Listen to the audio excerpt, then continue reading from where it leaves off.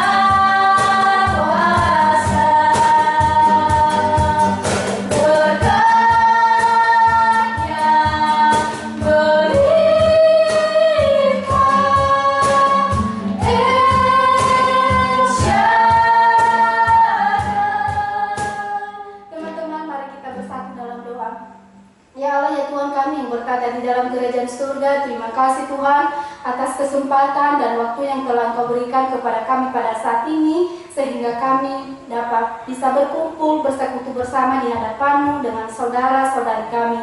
Terima kasih Tuhan, pada saat ini kami akan menyerahkan ibadah kami dari awal, pertengahan hingga pada akhirnya. Biarlah Tuhan yang terus memberkati kami, biarlah Roh Kudus Tuhan yang terus membuka setiap hati kami anak-anak-Mu, sehingga kami bisa mengerti maksud Tuhan di dalam setiap kehidupan kami anak-anak-Mu. Engkau pakailah kami Tuhan, jadikanlah kami alat-Mu untuk memberitakan kebenaran firman-Mu. Kami serahkan hidup kami ke dalam tangan-Mu Tuhan. Kami berdoa hanya di dalam nama Bapa. Haleluya. Amin. Teman-teman masih ada sukacita? Amin. Pada saat ini kakak akan mengundang teman-teman untuk bangkit berdiri. Mari kita memuji nama Tuhan. Mari kita menyanyikan satu lagu pujian, Hidup Tanpa Yesus Seperti Dona.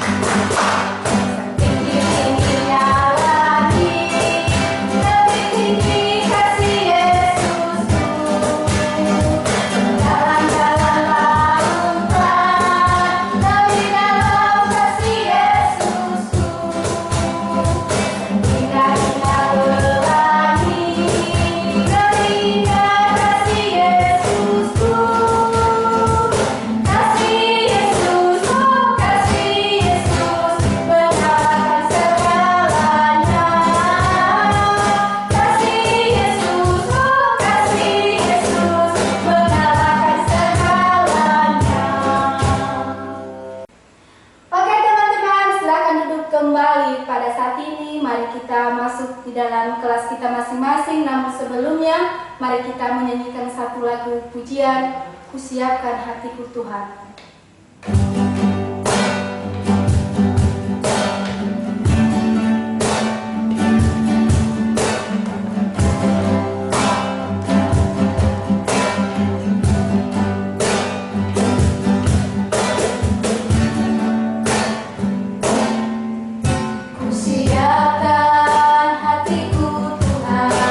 Ku dengar firman-Mu,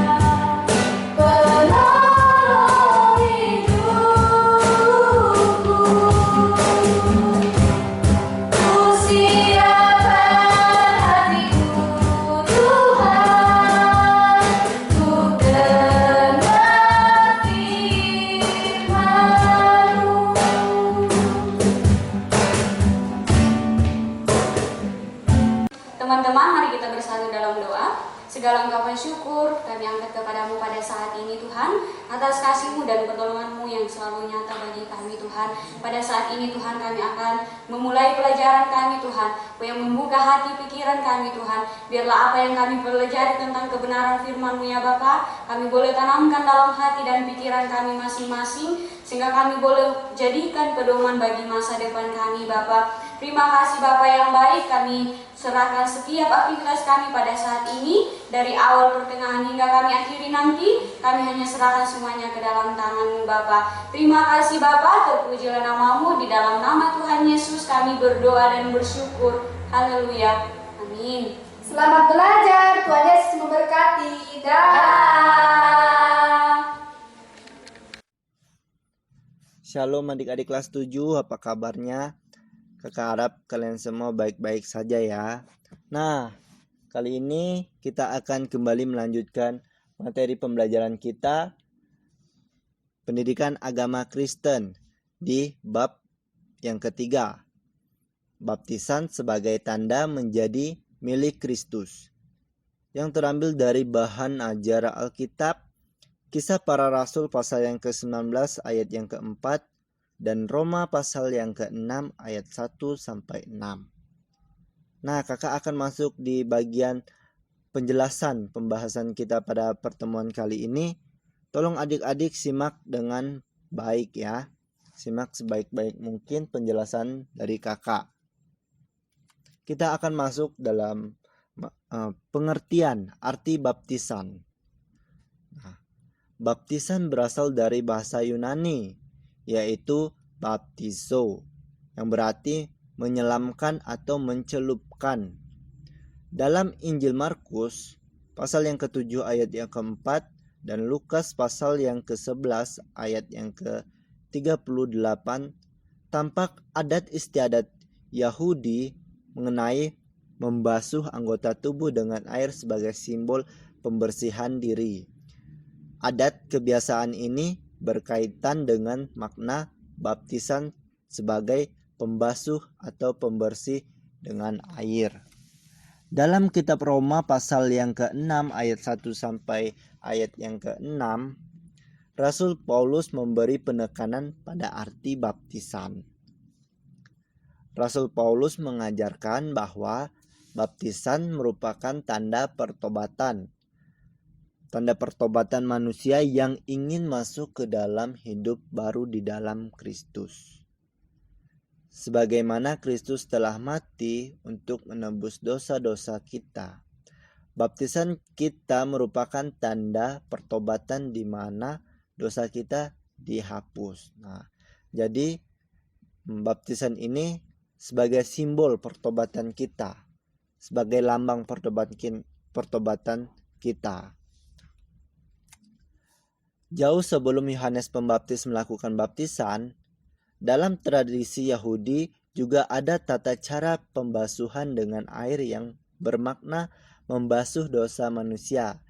Seperti contohnya, Naaman yang menyelam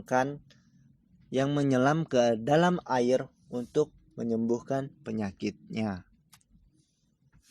Nah, di Injil Markus pasal yang ke-1 ayat yang ke-4 sampai yang ke-11 ini menunjukkan bahwa baptisan Yohanes adalah kelanjutan atau penerus dari adat pembasuhan perjanjian lama, namun dengan pengertian baru, yaitu bukan sekedar penyucian tetapi sebagai lambang pertobatan. Nah, sekali lagi baptisan ini sebagai lambang pertobatan. Dalam Kisah Para Rasul pasal yang ke-19 ayat yang ke-4, untuk menerima pengampunan dosa. Lukas pasal yang ke-3 ayat yang ke-3. Kita lanjut ya. Yohanes mengatakan dia membaptis dengan air, tetapi Yesus membaptis dengan Roh. Yesus sendiri datang untuk dibaptis oleh Yohanes.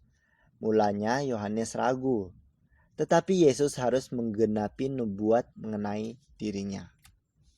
Baptisan membasuh tubuh dan jiwa kita dari gaya dan cara hidup lama ke gaya dan cara hidup yang baru, yaitu hidup menurut ajaran Kristus, hidup menurut kehendak Tuhan.